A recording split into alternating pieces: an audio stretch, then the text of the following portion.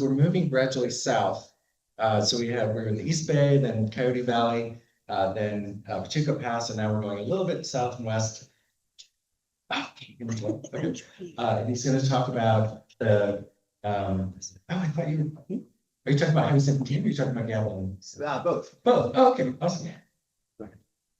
And this is Morgan Robertson, District 5, Caltrans. Here, can I borrow that? Oh, yeah. That way we can look at everything.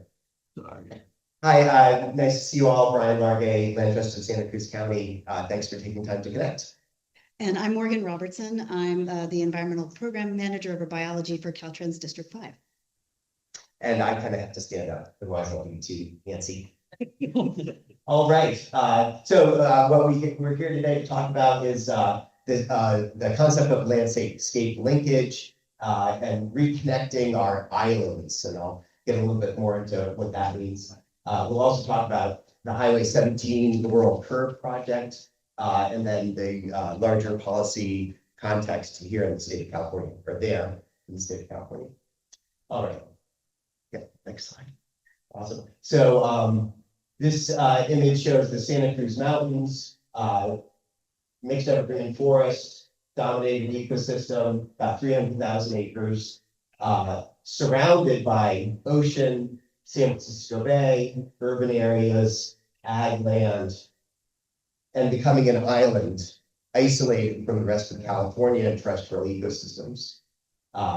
The focus of our attention today will be on how to reconnect this landscape to other adjacent intact ecosystems to facilitate climate resilience and ecosystem processes. One of the canaries in the coal mine here are mountain lions. Genetic investigations indicate that our population is isolated from all of the adjacent populations, and the effective population size is about 50 individuals, which is non-sustainable and likely to result in an extinction vortex circumstance. So how do we connect? One of the shortest gaps to bridge is to the south, to the central coast, central population of mountain lions. And the idea here is to build resilience over time to climate change. The Gavilon mountain range to the south is a drier or inland landscape with pretty different ecosystems. And the forecast for drought, summertime drought stress on our vegetation in Santa Cruz Mountains suggests that our plant community may end up looking over time a lot like what the Gavilon range hosts today. And so if we play the tape forward 75 years, we may need those organisms up in our mountains just to have a functioning ecosystem. Furthermore, other larger animals like mountain lions and badgers occur in both places, and our limited population sizes call on us to reconnect the landscape urgently now to sustain those populations. So we have the Santa Cruz Mountains, we've got the Gavilon Range to the south, the Diablo Range to the east. Our organization's focusing on the Gavilon to Santa Cruz Mountains linkage, and we'll talk a little bit more about others collaborating on the regional context. And so what we've done is we've launched a collaborative planning process with financial support from the Wildlife Conservation Board and the Wildlife Conservation Network. Enormously grateful for that support, and convened a big collaborative group of partners. We span 4 counties, 2 Cal Fish and Wildlife regions, fortunately just one Caltrans district, which is terrific. And what we've done is brought people together through a series of planning meetings to figure out how best to steward this resource over the next 75 years or so. And one of the planning process steps was to talk about target species. And essentially what we came up with was this should be for all life forms. And that's the big picture goal. Putting that into practice is a little amorphous. And of course, we need to have design criteria and targeted strategies. And so the attempt was, what we're working with is a priority list of key species that we think, if we steward their opportunity to move through the landscape, will likely bring along essentially all the other species similar to them over time. And we're even doing plants and insects, just to be clear. And so the partnership mandate is enormous. The landscape is big. The number of people we need to collaborate with is also substantial. We have 6 different land trusts, for example, working in this geography, and a whole lot of agencies. And then one of the key collaborators have been small one-person consulting firms or local biologists who just have very valuable site knowledge. And so what we've tried to do is to create the opportunity for everyone to contribute their expertise and knowledge, even with $1,000 stipends, to allow people to show up at a meeting and tell us where they've observed issues in the area. Next slide, please.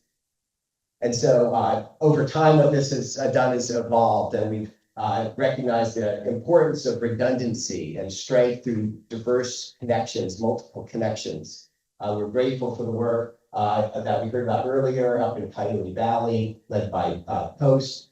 Coast is also working on a linkage project for the Upper Pajaro River, connecting the Santa Cruz Mountains to the Diablo Range. The Land Trust of Santa Cruz County is spearheading this, but all those folks are on our advisory team, which is enormously valuable. Talking to the local biology community in San Benito County has identified that, well, this is the corridor highlighted in Omniscape and a lot of the very sophisticated modeling of connectivity in the region. But when we talk to the locals, they see large amounts of roadkill for badger, for example, down in this little area here. And having a secondary connection has been identified as a very valuable strategy, because the bottleneck here is only a couple of miles, maybe 5 miles across. And so having multiple pathways is very important. We also collaborate closely with the Elkhorn Slough Reserve. There's a big reservoir of protected lands in that geography. And at one point, they were at risk of being left out of this landscape linkage design, where it might focus on connecting these two regional habitats. But what about all of the spectacular ecological resources there? So they've been brought into the process, and we've included them in the planning to make sure that we're covering all our bases. We got into this landscape and wildlife connectivity business as part of the Highway 17 Laurel Curve project. And we'll just show a couple quick slides on that. So up in the middle of the Santa Cruz Mountains is Highway 17. This is a 4-lane highway, 70,000 vehicles a year. We can go on to the next slide. That kind of meanders through this mixed evergreen forest. Some fantastic science by UC Santa Cruz and Pathways for Wildlife identified a swath of movement for wildlife along this belt here, and then another one down at Lexington Reservoir. We may hear updates on that project while we're here. That's being led by Mid-Peninsula Regional Open Space District and the Valley Transportation Authority. But our work here started at Laurel Curve with this real hotspot back in 2013. Having seen the data coming out of the Puma project, we saw land for sale right in that geography. And as a land trust, we wanted to preserve the opportunity to protect land in that geography. And so we did. We acquired through fee acquisition and conservation easements, and we can view the next slide there. About 790 acres straddling Highway 17 right at this Laurel Curve pinch point.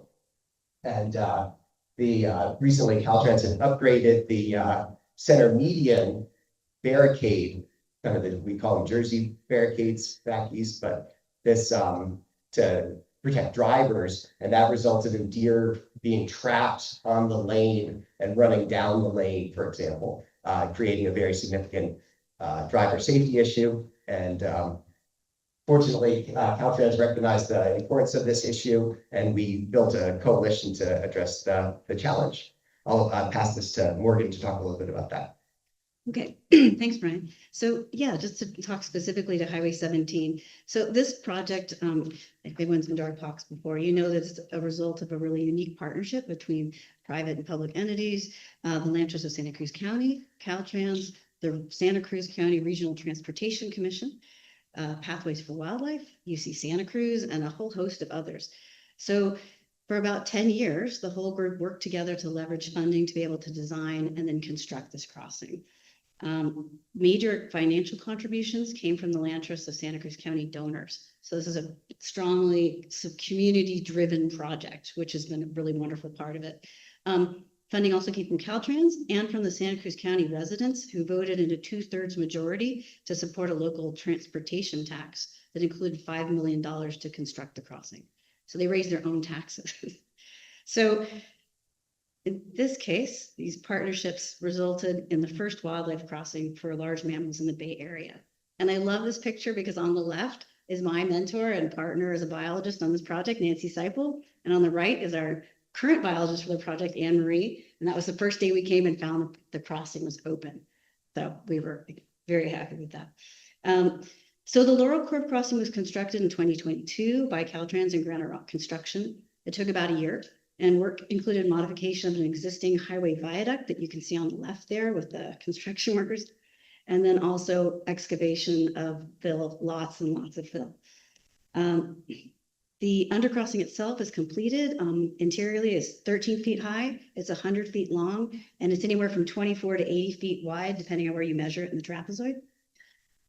It's noteworthy that in construction, even as they were completing this, we were seeing loads of animal tracks in the crossing itself. So animals were using the facility on nights and weekends in between the construction activities. So that was a good sign.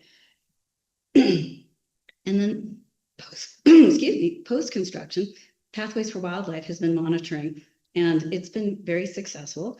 They've seen 934 animal passages through the crossing in the first 15 months, including 800 deer and 4 pumas. Importantly, also the roadkill monitoring that they've continued to do along Highway 17, we've seen 0 deer roadkill since this has gone in. So this is a real win for the traveling public along with the wildlife. Very pleased with that. And this is a slide that Pathways for Wildlife gave to us to make sure that we point out that the crossing is passing a variety of native wildlife, including our famous banana slugs from Santa Cruz. Another really interesting note from their monitoring is that the upper shelves of the crossing, if you look, there's actually flat shelves. Thanks, Brian. They're actually very popular with gray fox and bobcat and other small mammals. And so it's really rewarding to know that the crossing is working for a suite of animals and is serving the needs for both our mesocarnivores and our small mammals, along with our large ungulates and primates.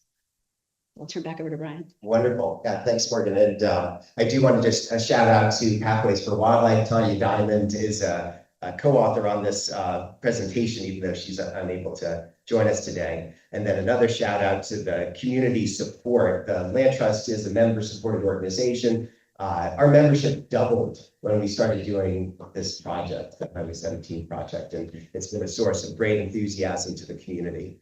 Probably the one big challenge there was sustaining that enthusiasm for the 10 years it took to get the thing built. But having that groundswell of public support is enormously powerful, and it's really captured the imagination of our community, the opportunity to heal the landscape through projects such as these. So back down to the Santa Cruz Mountains to Gavilan Range linkage, as part of our collaborative process, we've identified through this 60 different folks in our working group, divvying up the landscape into component areas where different strategies may be appropriate. Core habitat areas with large parcels for big landscape conservation efforts, and then these connectivity emphasis areas, that's what CEA stands for, that serve the needs of different species or provide for that redundancy. And the idea is to make progress on all these different fronts, some ready to go, some requiring a lot more work, but setting ourselves up for decades of improvements in the landscape. I'll also point out these yellow areas are places where the landscape is highly fragmented or has quasi-compatible uses like agriculture, where direct engagement of the rural residential community, of their ag community, can at least soften the edges of those parts of the landscape so that we don't have losses of wildlife that stray into those areas, because they're not always going to follow the path indicated by the models.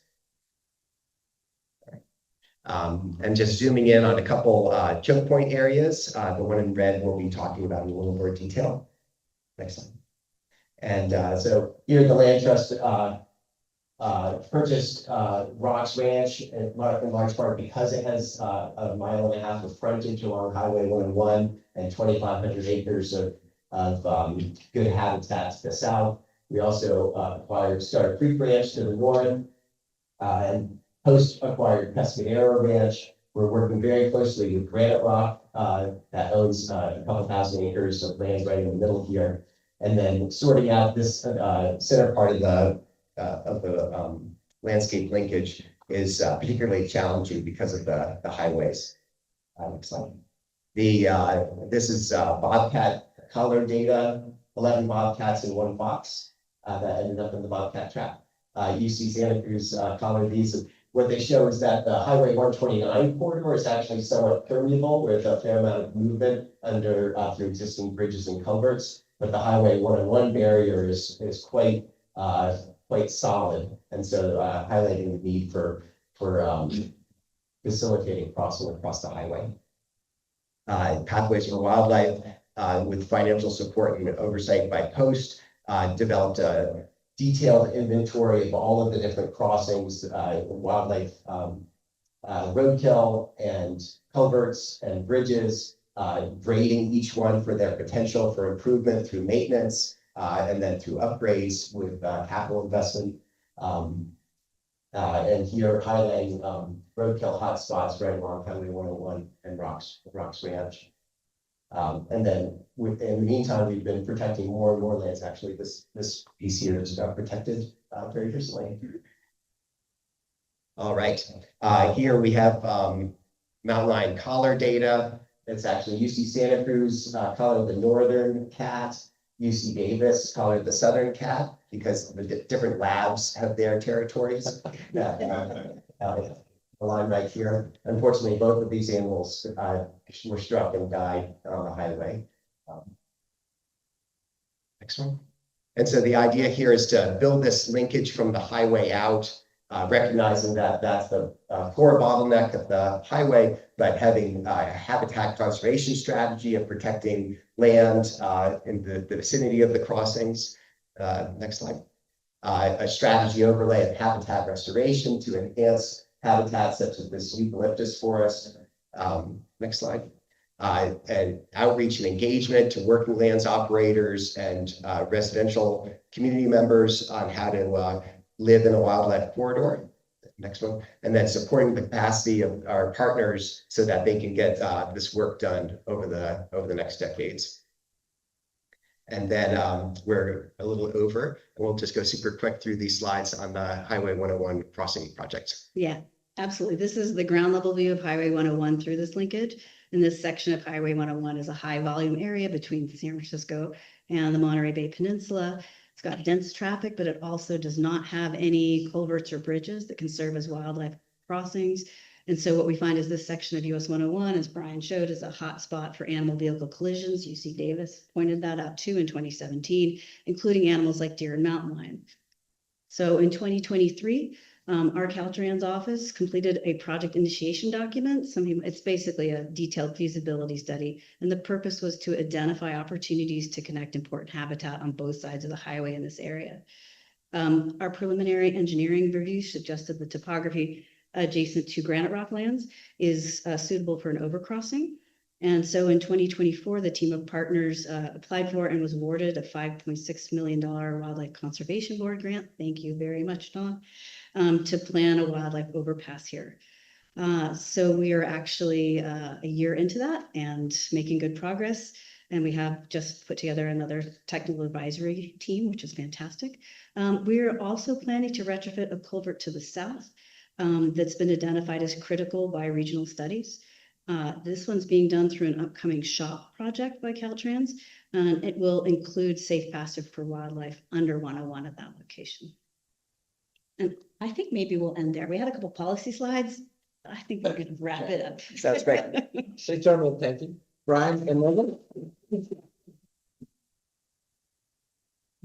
We have one question. Let you take Bryan. One question. Then if you could repeat the questions. Thank you for your presentation. I'm wondering, with the flat shelves, were those built just in case of flooding events, or did you have other reasons why you incorporated the flat shelves in structure? So the wildlife crossing at Highway 17 carries no water. So that was built through an existing fill prism that filled a saddle on the landscape. And so while it was filled to establish grade across it, it was a relatively straightforward construction project. And then I believe, I don't know if those were intentional or not, the shelves on the top.